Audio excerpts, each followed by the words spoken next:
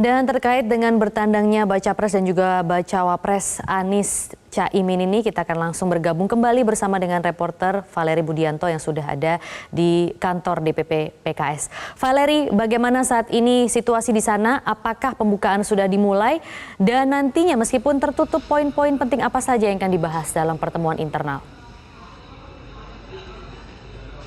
Ya Maria, hingga saat ini makan siang masih berlangsung, namun memang informasi yang kami dapatkan dari pengurus DPP PKS diprediksikan untuk agenda makan siang ini akan selesai di pukul 13 waktu Indonesia Barat atau sekitar 5 menit lagi.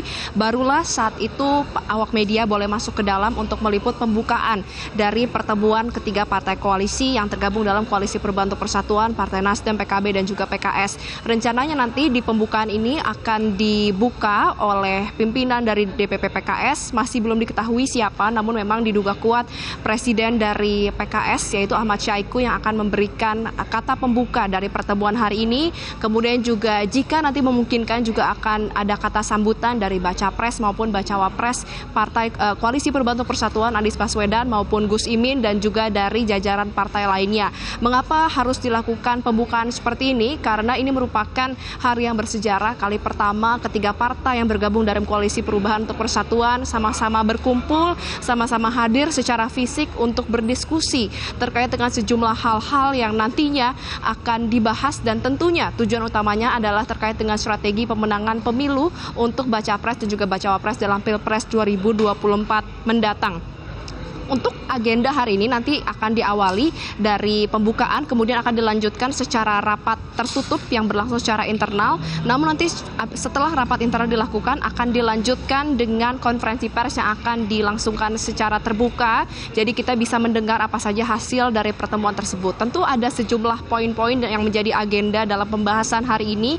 Tadi kami sempat berbincang dengan juru bicara Partai Keadilan Sejahtera, Pipin Sopian, yang menyebutkan hari ini utamanya adalah silaturahmi dari Gus Imin yang bertandang ke DPP PKS yang akan melakukan sowan karena mengingat posisi dari Partai Keadilan Sejahtera yang hingga saat ini belum menentukan sikapnya apakah akan turut mengusung Bacawa Pres Gus Imin atau tidak dalam Pilpres 2024 mendatang. Kita tahu di tanggal 3 September 2023 lalu ketika deklarasi dilakukan, PKS ini langsung menyatakan sikapnya yaitu mendukung Baca Pres Anies Baswedan sebagai calon presiden di pemilu 2024 dan tetap dalam Koalisi Perubahan untuk Persatuan. Namun ia masih belum menyatakan sikapnya apakah akan mendukung Gus Imin atau tidak, namun menghormati keputusan dari Partai Nasdem dan juga PKB untuk mengusung Gus Imin sebagai Bacawa Pres di Pilpres 2024 mendatang. Nah nanti apabila memang Gus Imin ini sudah sowan menyampaikan visi misinya dan juga apa harapan-harapan yang akan dibangun untuk Indonesia ke depannya,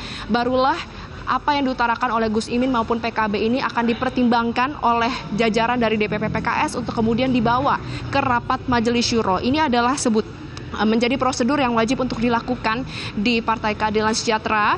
Memang sudah diutarakan berulang kali juga, namun memang kapan rapat Majelis Syuro dilakukan ini masih belum bisa dipublikasikan kepada publik karena untuk rapat Majelis Syuro ini nanti akan berlangsung secara tertutup. Tadi kami sudah coba untuk menggali ke juru bicara kapan tanggal ini diberlakukan, karena kalau dari pernyataan Sekjen PKS Abu Bakar Al-Habsyi, usai pertemuan akan berjarak sekitar 1 hingga 3 hari lalu rapat Majelis Syuro ini akan berlangsung. Namun memang hingga saat ini Pipin ini masih enggan untuk disebutkan karena untuk rapat Majelis Syuro ini bersifat sangat internal dan nanti akan dihadiri oleh 99 orang yang merupakan jajaran dari DPP PKS, kemudian juga dari sejumlah daerah yang merupakan pengurus PKS juga akan hadir untuk sama-sama berdiskusi, menyampaikan aspirasinya dan tanggapannya terhadap hal-hal yang dibawa menjadi visi dan misi Gus Imin maksud kami dalam pertemuan hari ini, sehingga memang pertemuan hari ini bisa disebutkan sangat krusial terutama bagi pasangan Anies Baswedan dan juga Gus Imin karena akan menentukan bagaimana sikap